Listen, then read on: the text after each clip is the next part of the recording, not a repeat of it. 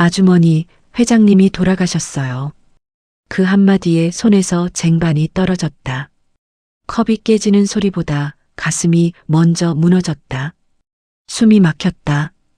그분이 없으면 나는 이제 누구인가. 밤새 장례식장으로 향하며 손끝이 떨렸다. 50년 동안 한 번도 그 집 문을 내 집처럼 들어간 적이 없었다. 항상 문턱 앞에서 멈췄다. 그분이 들어오라 하셔도 난 늘 괜찮습니다라고 했다. 그게 예의라고 믿었으니까. 그런데 오늘은 다르다. 그분이 마지막으로 남긴 봉투를 내 손에 직접 쥐어줬다고 했다. 그 안에 담긴 게 돈이든 편지든 상관없었다. 그저 마지막 인사라도 나누고 싶었다. 정임 씨, 이건 꼭 전해달라 하셨습니다.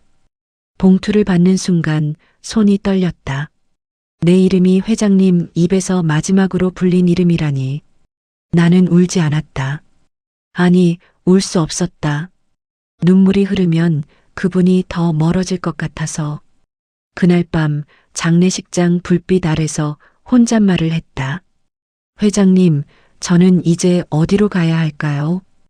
이 이야기가 마음에 닿으셨다면 끝까지 함께 해주세요. 구독과 좋아요는 큰 힘이 됩니다. 서울 강남의 오래된 대저택. 아침 햇살이 부엌 창문을 비추면 하얀 김이 솟는 주전자와 함께 하루가 시작됐다. 정임 씨, 반찬은 다 준비됐죠? 예, 부인 어른. 곧 올립니다. 그녀의 하루는 새벽 5시에 시작했다. 회장님 댁 식구들의 식탁엔 항상 12가지 반찬이 올랐다. 정임의 식탁엔 늘 식은 밥 한 공기와 김치 한 조각뿐이었다. 하지만 그걸 서러워한 적은 단 한 번도 없었다. 내가 해야 집이 굴러가지. 그게 그녀의 신념이었다. 회장 부인은 까다로웠다. 식모가 감히 웃어? 손에 물 마를 날이 없어야지. 그 말들이 가시처럼 가슴에 박혔지만 정임은 묵묵히 일했다. 비 오는 날 흙 묻은 신발을 신고 들어온 막내 아들이 무심히 내뱉었다. 우리 집에 왜 식모가 2명이야? 엄마랑 아주머니랑. 순간 부인의 표정이 얼어붙었다. 정임은 급히 고개를 숙였다. 죄송합니다. 제가 아이를 제대로. 그 입 다물어요. 그 한마디가 칼날처럼 내려앉았다. 밤이 깊으면 정임은 혼자 부엌 구석에 앉아 깨진 찻잔을 껴안고 중얼거렸다. 난 왜 이 집에서 태어나지 않았을까? 그녀는 그 집의 사람이 아니었다. 그저 필요한 존재였고 누군가의 그림자처럼 스쳐가는 이름 없는 여인이었다. 그런데도 떠날 수 없었다. 떠나면 자신이 사라질 것 같았다. 그 집의 숨소리와 발소리가 이미 자기 인생의 일부가 되어버렸기 때문이다. 겨울 새벽 회장님이 부엌 불빛을 따라 들어오셨다. 정임 씨, 아직 안 잤어요? 예, 내일 김장이라 준비 좀 하고 있었습니다. 그는 잠시 서 있었다. 김치소 냄새, 쪽파의 향기, 그리고 그녀의 손끝에 묻은 고춧가루까지 묘하게 따뜻했다. 이런 밤에도 일하네요. 늘 미안하오. 그 말 처음 듣네요. 정임은 고개를 숙였다. 사람답게 해준 게 회장님이 처음이라서요. 그 말에 회장님이 잠시 말을 잃었다. 내가 그런가요? 예. 밥 한 술 같이 먹어주신 적 있으니까요. 그날 이후 회장님은 새벽마다 부엌으로 내려왔다. 김치 국물 한 그릇만 줘요. 그 말이 농담처럼 들렸지만 그 속에는 외로움이 묻어 있었다. 재벌이라 불렸지만 그의 집에는 웃음이 없었다. 큰아들은 해외로, 둘째는 경영에만 몰두했고 막내딸은 결혼 후 연락이 뜸했다. 정임은 묵묵히 그 공허한 저택을 지켰다. 가끔 회장님은 말했다. 정임 씨, 사람은 결국 마음으로 사는 거요. 그 마음이란 게 결국 밥 한 그릇이면 충분하죠. 둘 사이엔 말로 하지 않아도 통하는. 이상한 평화가 있었다. 누구보다 가깝지만 절대 넘지 못할 거리. 그건 사랑이 아니라 존중이었다. 밤마다 회장님은 일기장을 펴고 짧은 문장을 남겼다. 정임, 오늘도 고맙소. 그녀는 몰랐다. 그 글들이 훗날 유언장의 첫 장이 될 줄은. 장래 1년 전 회장님의 생일날이었다. 큰아들이 해외에서 날아왔고 며느리들은 서로를 의식하며 미소를 지었다. 정임 씨, 케이크는 준비됐죠? 예, 막 냉장고에서 꺼냈습니다. 회장님은 양복상에 대신 낡은 카디건을 입고 나타났다. 정임 씨가 사준 거요. 그 한마디에 거실 공기가 잠시 얼어붙었다. 큰 며느리가 억지 미소를 지었다. 아버님, 그런 건 말씀 안 하셔도 되잖아요. 둘째 며느리는 낮게 중얼거렸다. 그래서 저분이 집안일 다 맡고 싶어 하시나 봐요. 정임은 아무 말도 하지 않았다. 케이크에 불을 붙이려던 손이 살짝 떨렸을 뿐이다. 회장님은 조용히 말했다. 정임 씨, 오늘은 같이 앉아요. 괜찮습니다. 저는 앉아요. 내 생일인데 내가 허락했소. 그녀는 조심스레 식탁 옆 의자에 앉았다. 하지만 그 순간 둘째 며느리가 의자를 밀며 말했다. 우리 가족 자리예요. 정임은 그 말 한마디에 자리에서 일어났다. 죄송합니다. 그리고 조용히 부엌으로 사라졌다. 그날 밤 회장님은 거실에서 혼자 케이크를 자르며 말했다. 정임 씨, 세상에서 제일 고생한 사람이 누군지 알아요? 회장님이죠. 아니요. 그건 당신이에요. 그녀는 웃지도 울지도 못했다. 그 말이 따뜻했지만 동시에 너무 아팠다.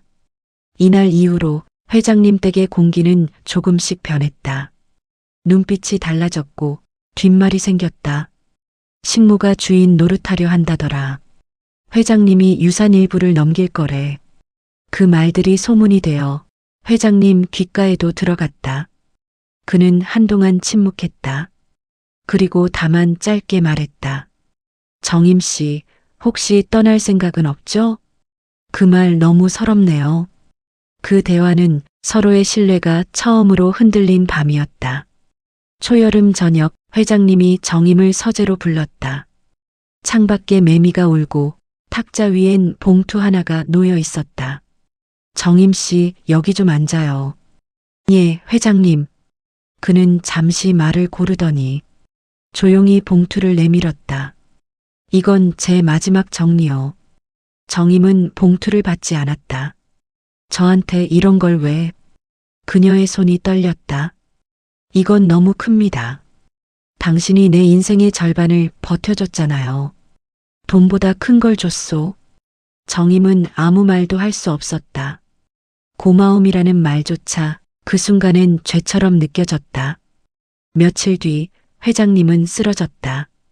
갑작스러운 뇌출혈.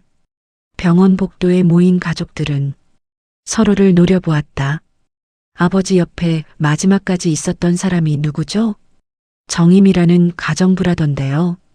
그 이름이 불리는 순간 정임은 그 자리를 피하고 싶었다. 의사는 말했다. 환자분께서 깨어나면 직접 말씀하실 겁니다. 그러나 회장님은 다시 눈을 뜨지 못했다. 그의 장례식 날 변호사가 조용히 나타났다. 유언장 낭독이 있겠습니다. 정임은 맨 뒤에서 고개를 숙였다. 그의 목소리가 울려 퍼졌다. 평생 곁을 지켜준 사람, 정임에게 내 재산 일부를 남긴다. 순간 장내가 술렁였다. 저 여자가 결국 역시 그럴 줄 알았어. 정임은 눈을 감았다. 눈물이 흘렀지만 억울함은 없었다. 그저 회장님의 마지막 말이 떠올랐다. 사람은 마음으로 남는 법이요. 그 말 하나가 그녀에겐 전 재산이었다. 유언장 낭독이 끝난 뒤 정임은 마치 세상의 모든 시선을 등에 진 사람처럼 천천히 장례식장을 빠져나왔다. 정임 씨, 뒤에서 부르는 목소리, 회장님 비서였다. 변호사님이 잠깐 뵙자고. 작은 방 안 탁자 위엔 다시 그 봉투가 놓여 있었다. 이건 회장님이 생전에 직접 쓰신 서류입니다. 정임은 고개를 저었다. 그걸 받을 자격이 없어요. 이미 법적으로 효력이 있습니다. 그녀는 두 손으로 얼굴을 가렸다.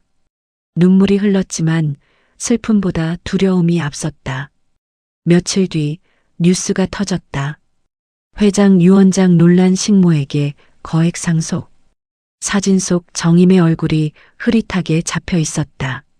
시장, 이웃, 그리고 교회 사람들까지 그녀를 이상한 눈으로 보기 시작했다. 그 여자가 그 돈 받을 자격이 있나? 아무리 착해도 결국 돈 때문 아니겠어? 정임은 외출을 멈췄다. 식당에서 일하던 후배가 말했다. 언니, 그냥 잠깐이라도 나갔다 와요. 사람 말은 금방 식어요. 하지만 정임은 미소만 지었다. 사람 말이 제일 오래 가더라. 밤마다 회장님의 일기장을 꺼내 읽었다. 정임, 오늘도 수고했소. 나는 그저 사람이 그리웠소. 그 글귀를 따라 손끝이 떨렸다. 며칠 뒤 큰아들이 찾아왔다.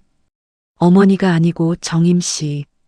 아버지께 받은 건 돌려주셨으면 합니다. 그건 제 의지가 아니었어요. 세상은 그렇게 안 봅니다. 그는 서류를 내밀며 말했다. 이걸 쓰세요. 유원장 포기 각서입니다. 정임은 조용히 그 서류를 찢었다. 그 사람의 마지막 마음을 돈으로 재단하지 마세요. 그녀의 눈빛이 흔들리지 않았다. 그날 밤 정임은 봉투를 들고 회장님의 무덤 앞에 섰다. 이건 제 몫이 아니라 회장님 마음이겠죠. 저 돌려드리러 왔어요. 봉투를 묻으며 그녀는 중얼거렸다. 이제야 마음이 조금 가벼워지네요. 그 순간 바람이 불었다. 멀리서 들려오는 회장님의 목소리 같았다. 정임 씨, 이제 당신 인생을 사시오. 그녀는 무덤 앞에서 한참을 서 있었다. 처음으로 슬픔이 아니라 평안이라는 감정이 마음속에 스며들었다. 회장님이 떠난 지 3달.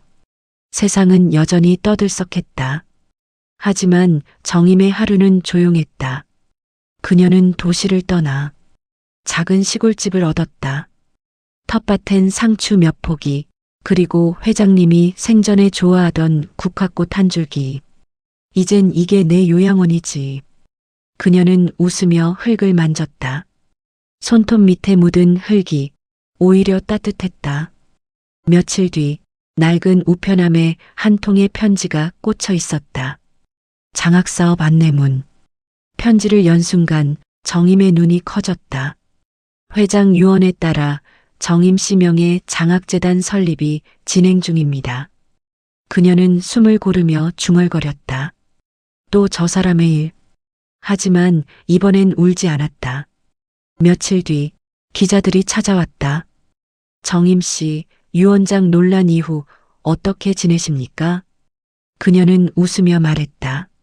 논란은 사람들의 이야기고 저는 제 하루를 살 뿐이에요. 그 말은 화려한 변명보다 강했다. 그녀의 손엔 삽자루가 있었고 땀에 젖은 이마엔 햇살이 반짝였다. 마을 사람들은 하나둘 그녀를 다시 보았다. 도시에서 욕먹던 그 사람이 이렇게 사네. 그래도 곱게 늙었네. 그녀는 아이들에게 김치를 나눠주며 말했다. 사람이란 남는 게 돈이 아니라 마음이야. 아이들이 웃었다. 할머니, 그건 학교에서 안 배웠어요. 그럼 나중에 내가 가르쳐 줄게. 저녁이 되자 햇살이 서서히 사라졌다. 정임은 하늘을 올려다봤다. 그곳엔 회장님이 남긴 구름이 떠 있었다. 잘 지내죠? 저는 이제 제 이름으로 삽니다. 그녀는 미소 지었다. 그 웃음에는 미련도 원망도 없었다. 오직 끝내 자신답게 살아낸 사람의 온기가 남아 있었다. 가을이 왔다. 들판이 누렇게 물들고 국화향이 골목 끝까지 번졌다. 정임은 여느 날처럼 마당을 쓸었다. 바람이 불 때마다 낙엽이 흩날렸다. 그 속에서 웃음소리가 들려왔다. 할머니, 우리 또 왔어요. 마을 아이들이 뛰어왔다. 정임은 빗자루를 내려놓았다. 오늘은 뭘 가르쳐 줄까? 사람은 마음이 남는다고요. 맞아. 그걸 잊지 마. 그녀는 아이들 손을 꼭 잡았다. 그 손들이 따뜻했다. 그 따뜻함이 오래전 회장님이 남겨준 마음 같았다. 잠시 뒤 우편 배달부가 나타났다. 정임 어르신, 재단에서 또 편지가 왔어요. 편지를 열자 장학생들의 사진이 들어 있었다. 그 아래엔 짧은 손글씨가 있었다. 고맙습니다. 당신의 따뜻함이 제 인생을 바꿨습니다. 정임은 한참을 그 사진을 바라봤다. 그리고 살며시 웃었다. 그 사람 보고 있죠? 우리 둘이 남긴 게 이거였네요. 해가 지고 저녁 바람이 산 아래로 흘러내렸다. 그녀는 국화 한 송이를 손에 들고 속삭였다. 이제야 진짜로 편해졌어요. 그때 멀리서 아이들의 목소리가 들렸다. 할머니, 내일 또 와요. 그래, 내일 또 보자. 정임은 하늘을 올려다보며 미소 지었다. 그리고 마지막으로 중얼거렸다. 요양은 건물 안이 아니라 사람의 마음속에 있더구나. 바람이 부드럽게 불었다. 그녀의 머리칼이 흔들리고 햇살이 다시 한번 그녀 얼굴 위로 떨어졌다. 이런 이야기가 마음에 닿으셨다면 구독과 좋아요로 다음 이야기도 함께 해주세요.